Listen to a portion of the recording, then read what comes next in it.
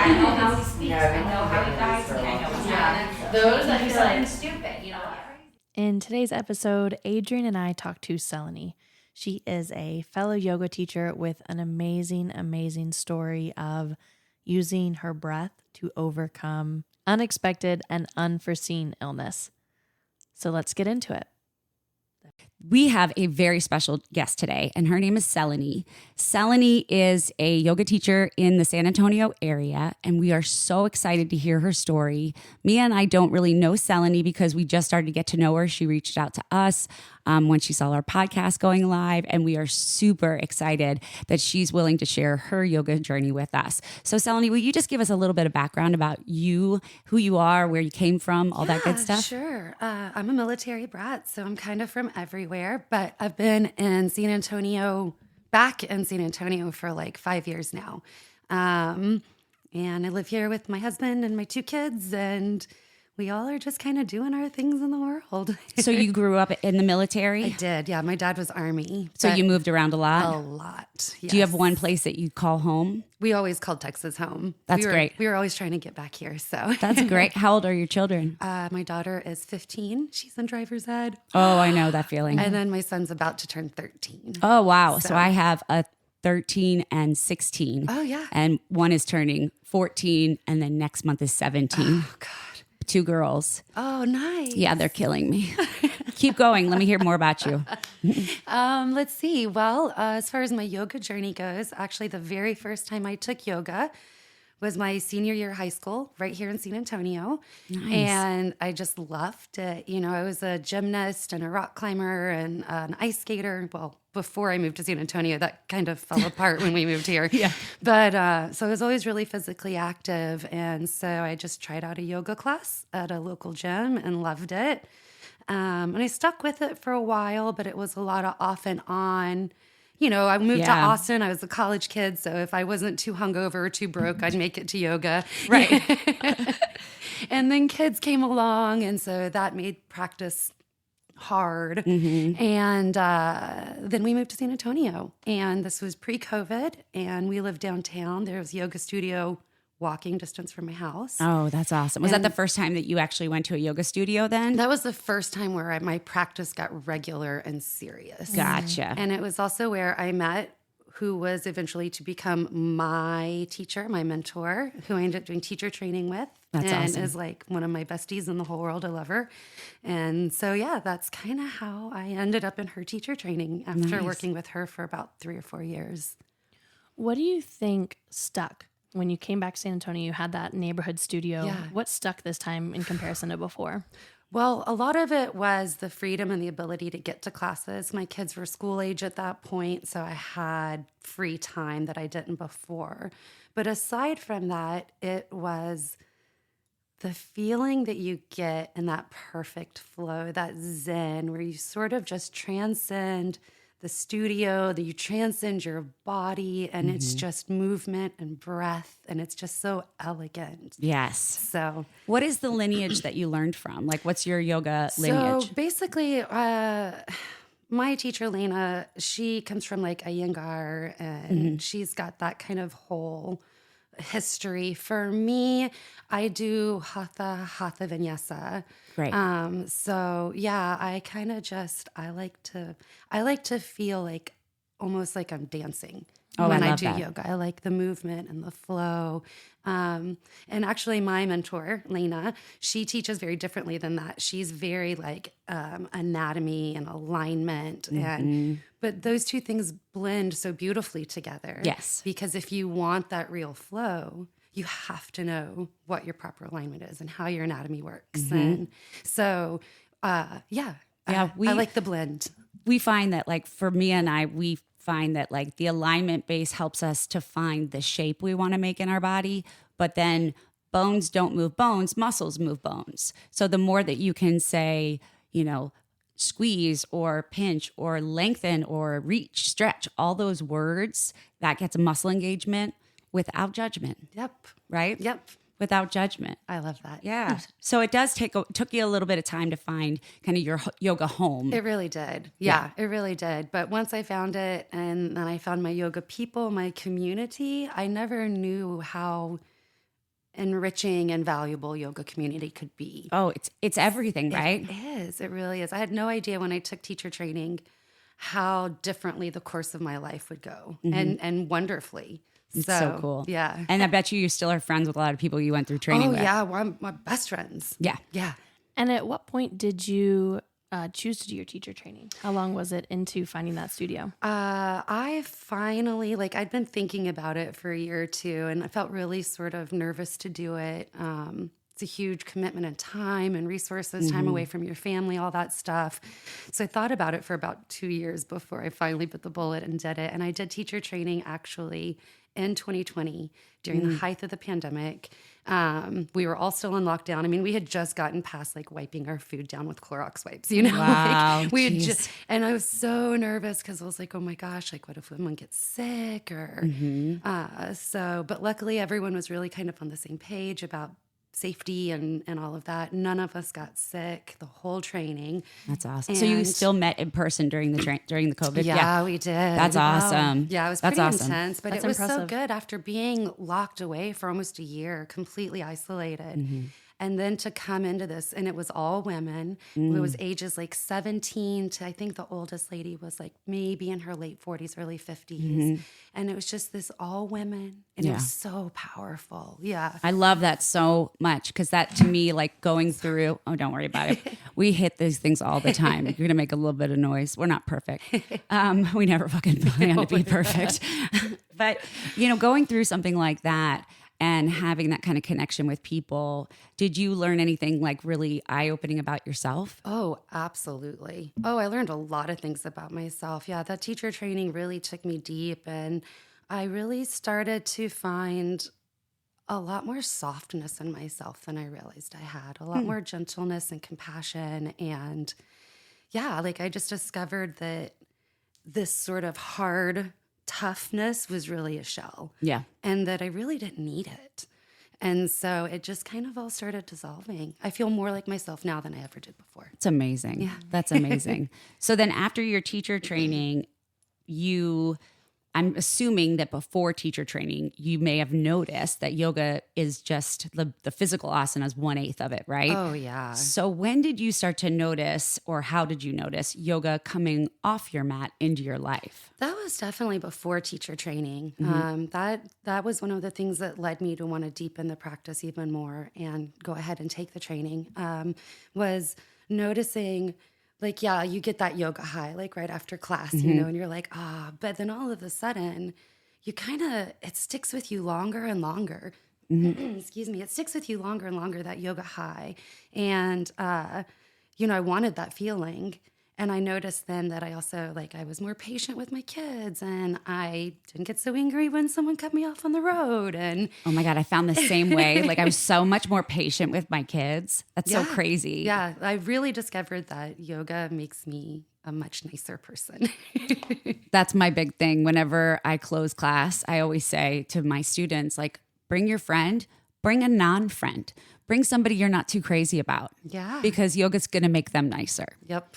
And that's true. It is true. It's everybody one of the needs reasons everyone should do yoga. Exactly. So you found that you were nicer. You found that you didn't get so upset. You had a little bit more patience. And so that kind of inspired you to want to pursue your yoga journey a little bit deeper. That's awesome. That's awesome. Did anyone else notice that change in you? I think my kids did. I really do. I don't know if they ever outright said it, but there's a vibe shift in the house. So I think that, definitely. Tell me a little bit more about that vibe shift. Just less ramped up, more kind of just dealing with the issue at hand, not letting old stuff come up and cloud. Oh my God, 3 years ago you spray painted the garage door. Right. And now you've broken my favorite vase. God damn it. Yeah, exactly. Exactly. Maybe we just deal with the one issue instead of everything. I love that. So yeah. I love that. Now, does anybody else in your family practice yoga? I get my husband to practice with me occasionally. It's not his favorite thing, but he does appreciate the benefits of it. My son will do yoga with me. My daughter will not. No. She told me that she thinks yoga is dumb. But she's 15, and so I just took a big breath and was like, well, we can all, find our own way there. She'll get there eventually, right? Yeah, my kids, on and off will do yoga with Yeah. me. My younger daughter loves to do yin and restore. That's like her Nice. favorite kind of yoga, which I think is so cool because she's a track runner and there you go. volleyball, all that stuff. And then my older daughter, she was really invested in yoga early on when she was younger, and then theater hit her, and she's kind of wrapped up in that. But she'll come every once in a while. Yeah, that's great. Yeah, my daughter has a theater bug too. Nice, nice. So I want to know a little bit more about kind of like how your journey's gone since teacher training. Well, I started teaching right away. I had, at the time where we lived, we had a little like half basketball court in the backyard. Oh, nice. So I was teaching classes, private lessons right off my basketball court in the backyard.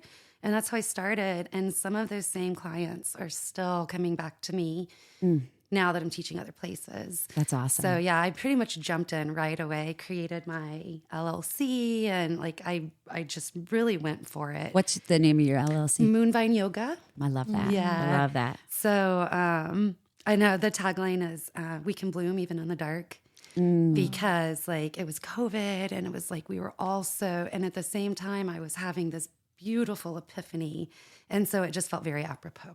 Moonflowers are beautiful too. love Just so that if our listeners that don't know anything about plants, I know shit about plants, but I know moonflowers because when I first moved to Richmond, Virginia, I owned a really old home and we had a trellis, and I would wake up or, get up in the morning and these huge dinner plates would just be starting to, flowers of whites and blues would just start to diminish. And I was like, they're blooming at night. Yeah. Like I didn't realize that. And so that's such a beautiful name for your company. I love that so much. Thank you. Yeah. Selene, we know you just had this big shift in your life, right? Can you tell us more about that? Yeah. So I managed to dodge COVID for 3 years. It finally got me, and it took me down hard. I was out for like 2 weeks. And finally one morning I was like, I officially declare myself well enough. Like I can't keep, I gotta get in there and start doing stuff. So I didn't really feel great, but I was on the mend. And then I started getting weakness in my knees. My knees started giving out. Like buckling kind of thing? Buckling, exactly. And I just felt weak and just like weird. And I went to the doctor, and they were like, well, you have what we think is post-viral fatigue because you're so athletic and because you're so active and you just spent 2 weeks in bed. The virus settles in the muscle, gives you fatigue and weakness. You'll be fine. Drink some water, go home. Take some vitamins. Kind of makes sense. Kind of. Yeah. And my determination to be well, I went ahead and taught a class that night, and I actually fell over in the middle of demonstrating like a warrior one. No. And my leg just gave out. I just fell in front of everyone. And I was like, okay, I'm going to do the rest of the class seated. Yeah. And by the time I got home, I was really having a hard time maneuvering. The next morning, my husband was at that time half dragging me to the bathroom. No. And by the end of the day, I couldn't even bring my hands up to like brush my hair out of my face. I was tingling in my hands and feet. It started spreading up my torso to my neck, at which point my husband said, we're going to ER. Yeah. Holy shit. And I was diagnosed at ER with Guillain-Barré syndrome, which is also called GBS. Tell us a little bit about that. Yeah. So basically that is when your antibodies attack your nervous system and they eat the coating of your nerves, which causes the nerves to die. And it can happen after like any sort of illness, a virus. It can happen sometimes after vaccines. It can happen. Pregnancy can cause it. Like some people will have it. They'll just wake up paralyzed and have no idea. Oh my gosh. Yeah. Is it something that's a genetic thing? It is not. It's autoimmune. I kind of describe it like, when soccer fans win and they go crazy and destroy their town. Yeah. It's kind of what your antibodies do. They're like, Some sort we of beat misfiring. COVID. Yeah. We beat COVID, motherfucker. Now I'm going to eat your nerves up. Exactly. They just go a little rampant. Yeah. So I had to go through several rounds of what's called IVIG therapy, where it's a lot like dialysis. They take out your blood and they separate the plasma from your blood. And the plasma is where your antibodies live. So they just pull all that out. They trash it. And then your body rebuilds the plasma. And then they do it again until they get rid of all the antibodies that have gone crazy. So what does that do to your body and how you feel? How many times did you have to do I that? think I did 5 rounds of IVIG with a Over the course of how long? day, with a day or two between each. So, and it's pretty intense. You can have like a drop in calcium. I did at one point, and it makes your scalp prickle, and it makes you feel like you're gonna faint. It's a very scary feeling. The nurses are amazing. They rush in and like hold your hand and let you cry and fix you up. Now, did you have to stay in the hospital this time? I was in the hospital for a little over a month. I was paralyzed from the shoulders down for about 2.5 weeks, because it's the IVIG that once that happened, then you start like, I can wiggle my fingers, I can wiggle my toes. Then PT comes in, and I remember the first time I stood up, it took 3 physical therapists. I had a gait belt and a walker in front of me, and they all had to stand around me. And I stood for like 10 seconds, and then and I was exhausted the rest of the day.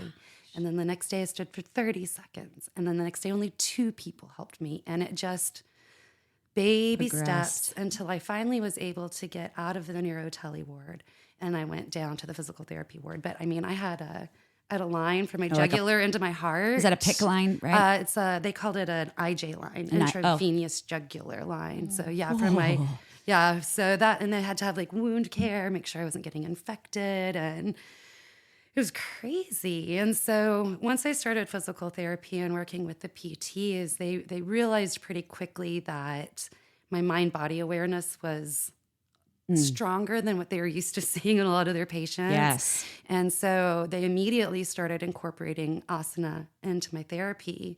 And by the end of my time with them, the PTs would be like, okay, we have to do X, Y, and Z for our notes, but then just do your yoga. You know what your body needs. So, I mean, can you imagine just a normal everyday human having this happen to them and then having to learn how to rebuild everything? What happened to your muscles? I mean, if you were paralyzed for 2 weeks. They literally hung off my bones. Like you could see the muscle there, but it just like drooped and hung off the bones in the weirdest ways. I've never known muscle fatigue or soreness like physical therapy gave me. I mean, to my bones exhausted. But it was an amazing experience because what I learned about how I work with my body. I mean, I can't even imagine how you must have felt and how that must have been. I was about to say, even before PT and that physical component, during that time where you were in the hospital, you were just in bed, what did your practice look like in that? Like, how were you coping? That is a beautiful question. I spent a lot of time in meditation. I spent a lot of time in pranayama. One of the things that happens to a lot of people with GBS is you get immense pain from sundown till sunup. And as soon as the sun cracks the sky, the pain backs off. Isn't that like that's? There's also that like dementia that's sundowning. Like sundowning, right? That's so weird. So, and I was on like the strongest intravenous narcotics. Oh God! And all they did was make me go out of my mind, but still in raging pain. So I finally was like, "Don't give me any more drugs. Right? Just let me meditate and breathe through this." And so, yeah, like my meditation, my breathing practices were very helpful. During the day, I sat down and I started rereading the Gita, which was so impactful and so helpful for me just to sit down and be one-on-one with that story. Tell me more about that. Tell me some of the ahas you had there. Oh, man. I loved the part where Krishna was talking about how we're all on our own path and our own journey towards enlightenment, and that for many of us, our path is not like this heightened state, this like monastic kind of like being. Bliss. Yeah. And I've always sort of struggled with that because I always thought like, dude, if I really want to like dig deep into this practice, like I gotta go to India. I gotta live in an ashram. I had to be a vegan and not have sex anymore. And like, this is how like you reach this place. And hearing him say like, that might not be your path this time, and you can be where you're at and still elevate. It gave me so much comfort. Like, okay, maybe I am on the right path. Maybe I don't have to do all this crazy shit to feel those good feelings. Yeah. I mean, emotionally, can you give us any stories or any thoughts on like when did you have like an emotional low or an emotional high? How did you kind of work through all that? I think, oh, it's a bad one. I think, yeah, it's like the emotional lows definitely came with just like the complete and total incapacity because you still have natural body functions. Yeah. Even if you can't clean yourself or Go to the brush your bathroom. teeth or go to the bathroom. So those were very trying times for me. I'm an incredibly independent person. I love like going out and doing my shit and being like, I did that. Yes. And to be rendered to the point where my husband was flossing my teeth for me or cleaning me up after going to the bathroom was really, really hard for me. Oh, how did really that? hard. But my God, what a man. Oh my God, are you kidding? All the nurses wanted to steal him. I bet. I bet. And I bet that you served as a very bright light when you were in that hospital. I have been told that. I've been told that. You know, I wasn't going to go into it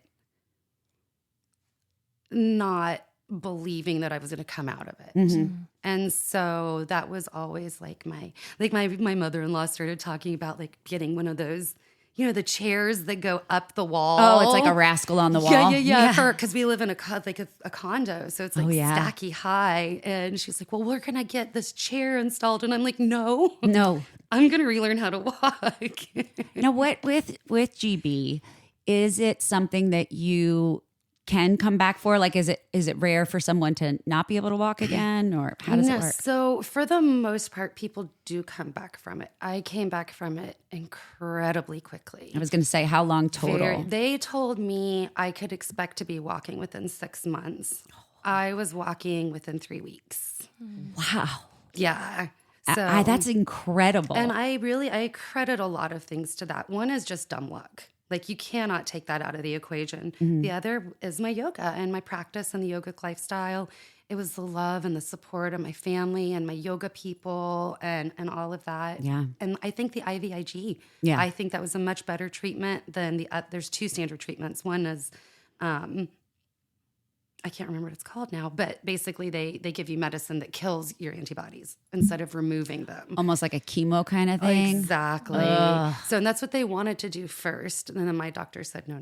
Yeah. We're gonna plasmapheresis. IVIG is what they didn't do. Plasmapheresis is what they did do. Got it. So I think all of those things combined are what got me through it. Sounds like your mindset was also really positive. I know that I can have a very minimal injury and it feels like the end of the world for me. Me too. And I think just your mindset of like how you were going to approach your PT and how you were not going to put in these little crutches for yourself, right? That I can picture that sliding chair. That alone, I think also, I mean, it's just probably, again, that bright light, that inspiration, I'm sure.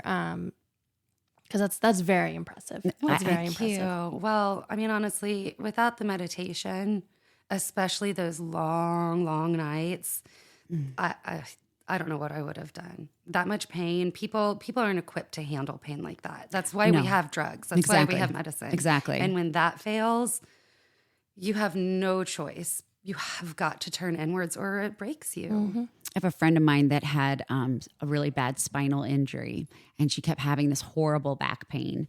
And she went to a special doctor and he was like, a lot of it is mental. A lot of it is your neuroconnecting old memories of pain, and your nervous system can't, delineate between real pain and brain made up pain. Yeah. And she did a lot of meditation work and breathing practices in order to basically reconfigure her brain and the pain that it was feeling, and was able to get rid of it. And I think so often when we experience pain, we're able to mediate it, right? So we can take an aspirin, we can get a Band-Aid, we can, run our hand underwater, whatever it may be. And so when you're experiencing chronic pain, it feels very hopeless. It does. And I can hopeless. attest to that. I have severe osteoarthritis and severe fibromyalgia. So I am in chronic pain all day. And if it wasn't for the fact that I learned how to breathe and I learned how to move my body, because to me, yoga was like a silent therapy. Yes. right? Like you can sit by yourself and you can breathe and you can have that moment of stillness, but then you can get up and you can kick your own ass and throw yourself all over the mat and be a pretzel. You know what I mean? So it's like it's got both ends of the spectrum of effort and ease, but with pain and dealing with that. So since this, how long ago did this happen? So that was September of last year. Wow. Holy shit. Yeah. Yeah. Like I missed, like I was in the hospital when my daughter went her first day of high school. I was in the hospital for my son's birthday. Oh. Yeah. Like it was very recent. How did the kids handle it? So well, my daughter stepped up. She started taking care of the dishes and helping out with dinners and looking after her brother and taking care of the animals. Wow. My son did his best. Yeah. He's still a young boy. He did his best. But yeah, they really stepped up and they helped out their dad as much as they could. And it was a hard time for all of us. It was really scary. We just didn't know how it was all going to unfold in the end. So, I felt like my job was twofold. My job was to heal myself as quickly as I could and to reassure everyone else that it was going to be okay.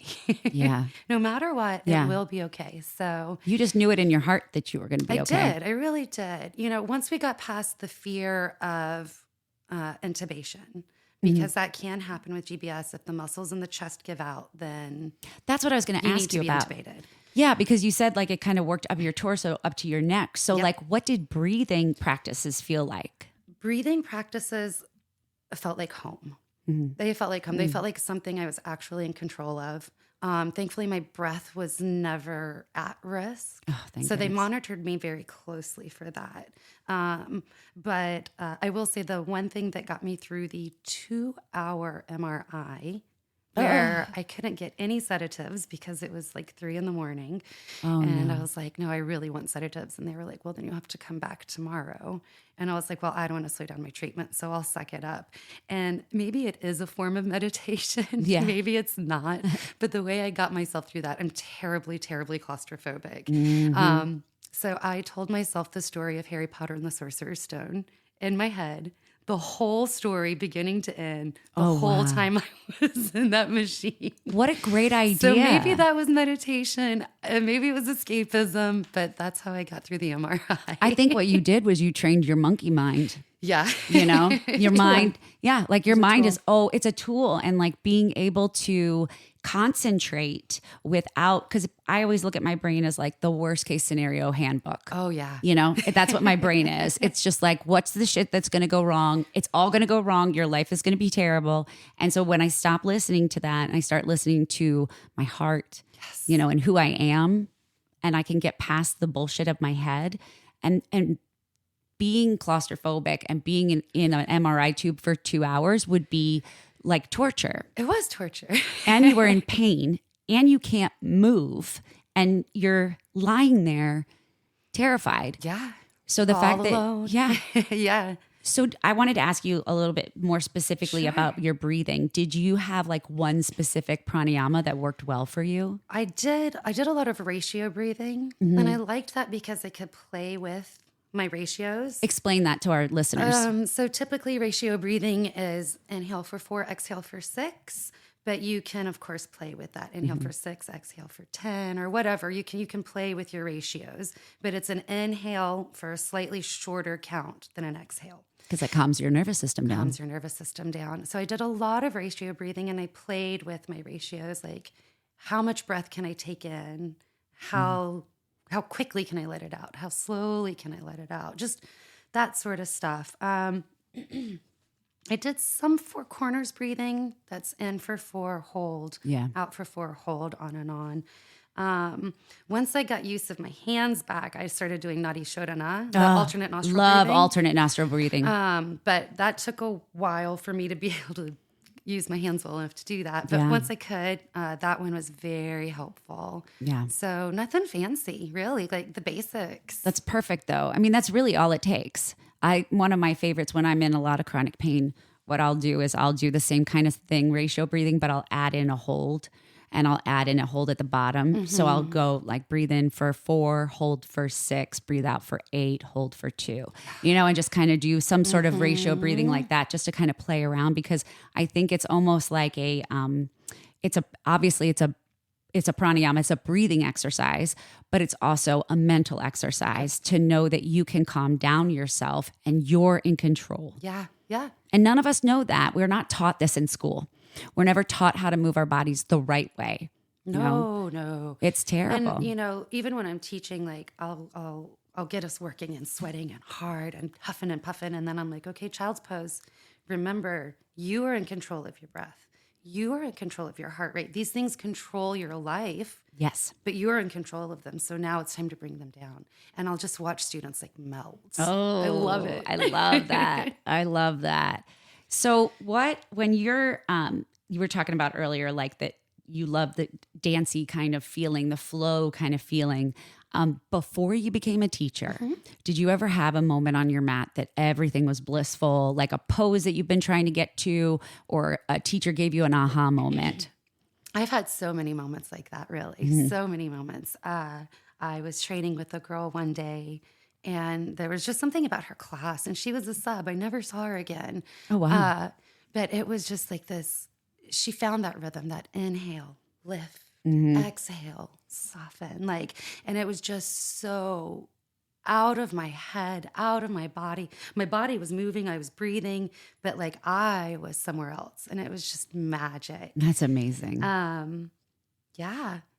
Breathing with the teacher. I love the way that feels. I love the way your breath feels with my breath. Yes, that's a real thing. It is a real thing. That does feel good. Or, training with my teacher, Lena, who's so anatomy focused, and finally figuring out what I was doing weird, this wonky thing I was doing with my hips in Warrior 2. Yeah. Finally, it clicks. And now every time I go into Warrior 2, I'm like, no more wonky hips. Yeah, exactly.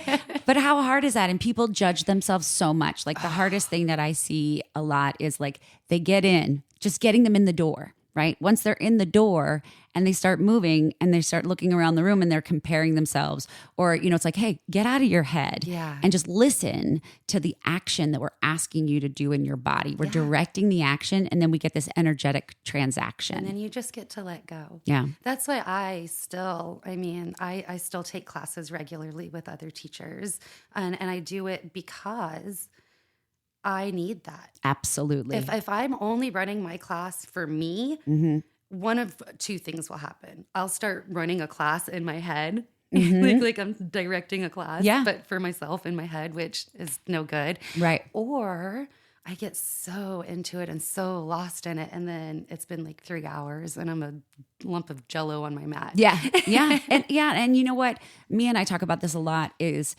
we don't look at the yoga industry as competitive. We look at it as collaborative. It is. And so it's really imperative that all yoga teachers step outside their box every now and again and go and take a class somewhere else and learn from someone else. Because you can learn from every single yoga teacher, the good, the bad, the ugly, whatever you want. All of it. All it's of it. Available. You just have to be receptive to it. Yeah.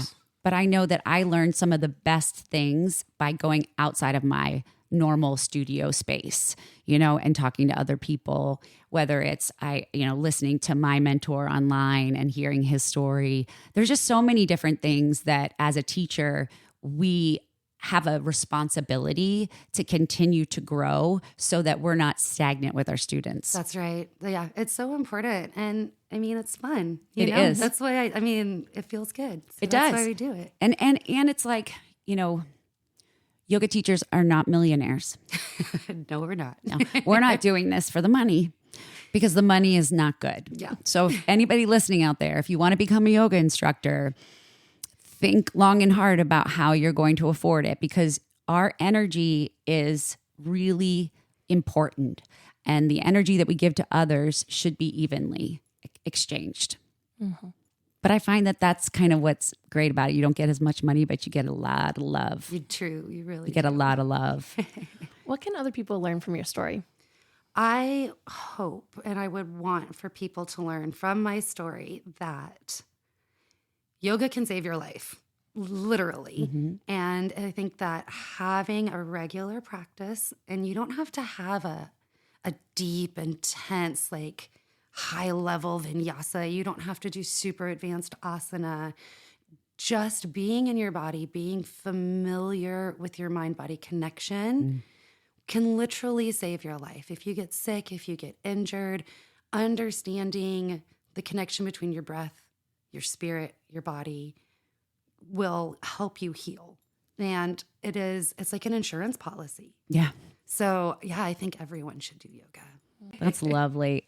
Oh, Selene, it was so nice to talk to you today. It was really nice talking with y'all. Thank you so much for having me. Of course. Thank you for being on, Yeah. sharing your story. Yeah, thanks for being vulnerable enough. And this is so new to you too, coming out of it from the fall and then trying to relearn everything.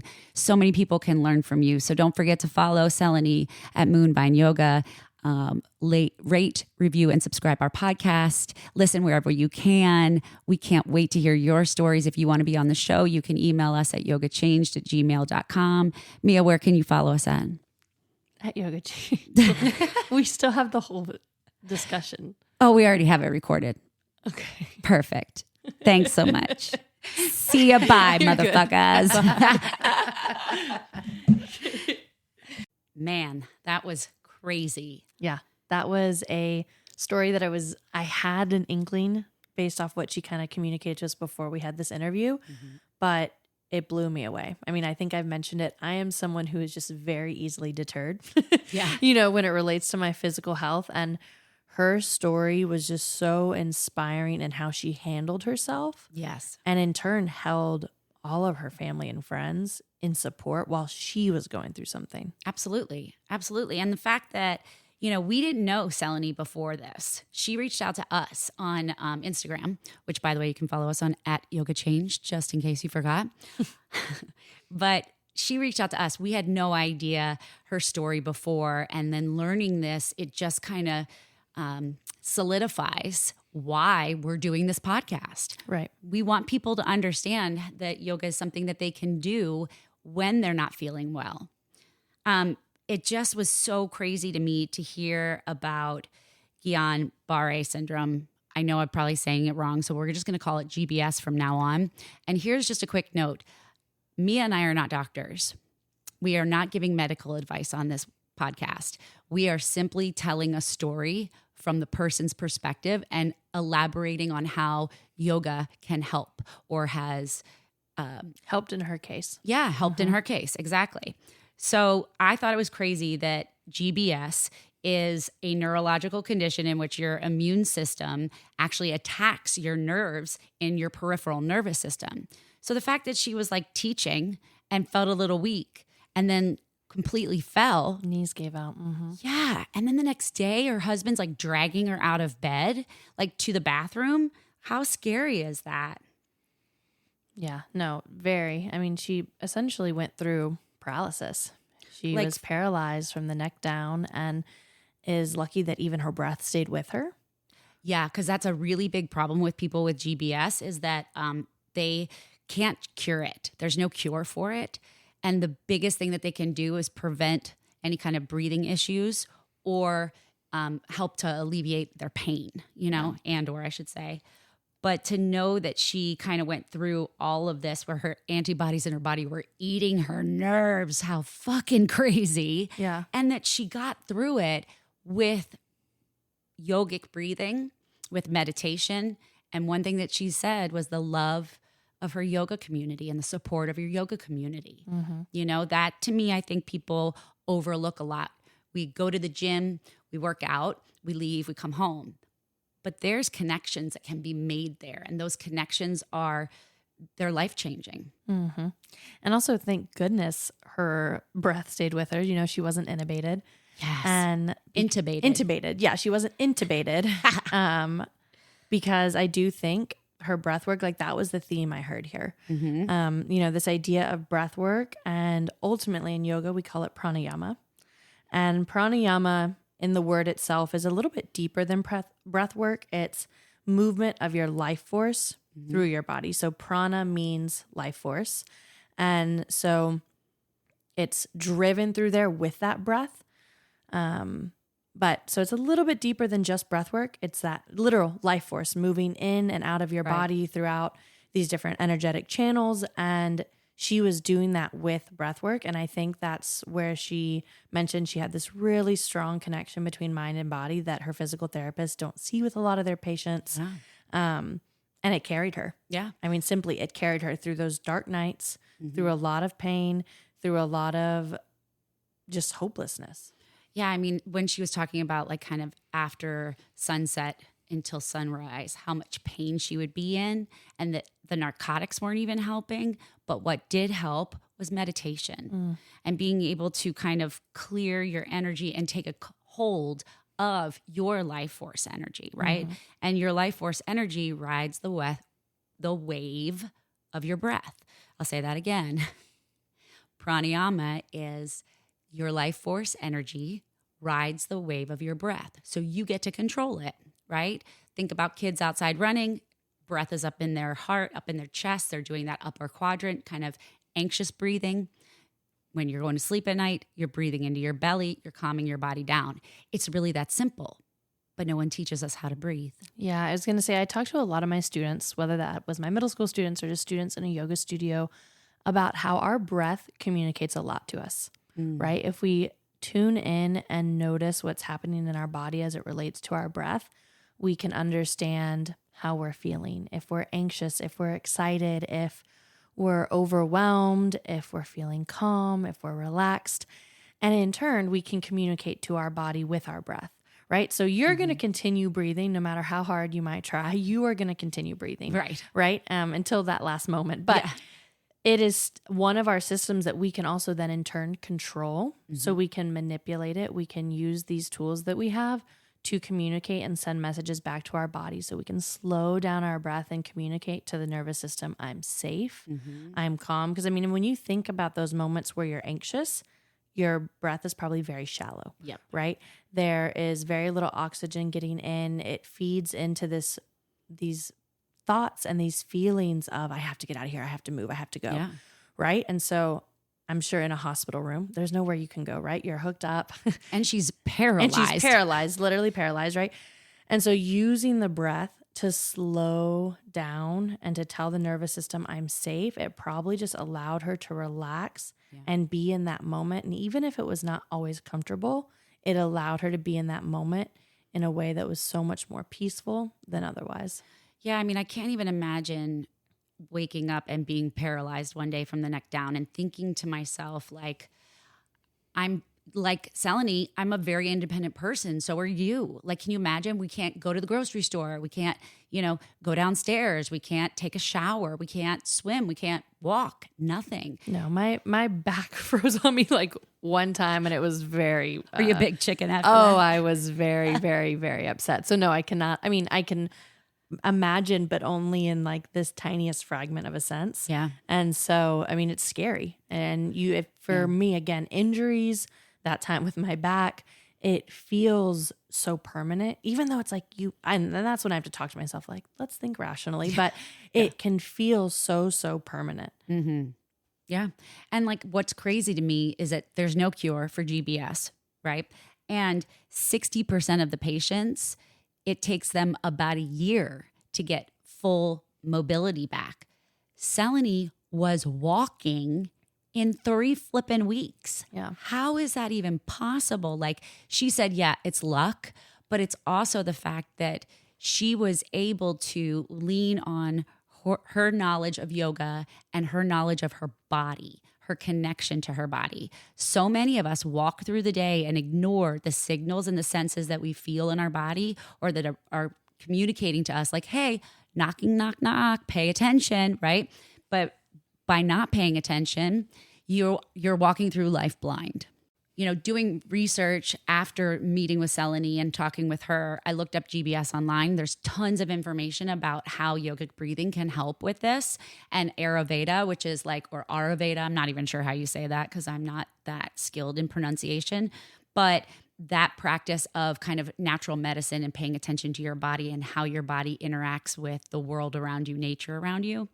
She was able to kind of use her breath. And she said, I had to start with ratio breathing, and then I had to move on to box breathing. And I thought it was crazy because at first I was like, well, everything says you should start with alternate nostril breathing, right? The Nadi Shodhana. But she couldn't move her damn arms. Yeah, she couldn't do that to be able to close her nostril. Like, that's a big deal. Like, Yeah. I can't even imagine like that feeling of helplessness. And then the fear of having to be intubated if my lungs stop working because of the nervous system. It's just nuts how your body can just take over and your brain can shut down and you feel helpless. She never let herself feel that way. She said, I couldn't go into it not believing I was going to come out of it. It was a beautiful story. It was. I'm glad she shared it with us. Us too. Me too. Yeah. So everybody, thanks so much for listening. Don't forget to follow us on the gram and the TikTok at Yoga Changed. You can also send us a DM or email us at yogachanged@gmail.com. We would love to hear your yoga origin story. Please follow us on any of where you get your podcast fixes on. Rate, review, and subscribe. We will see you on the other side. Thanks. Bye, yogis. A little bit more body awareness, right? Like, you find out, muscle biology.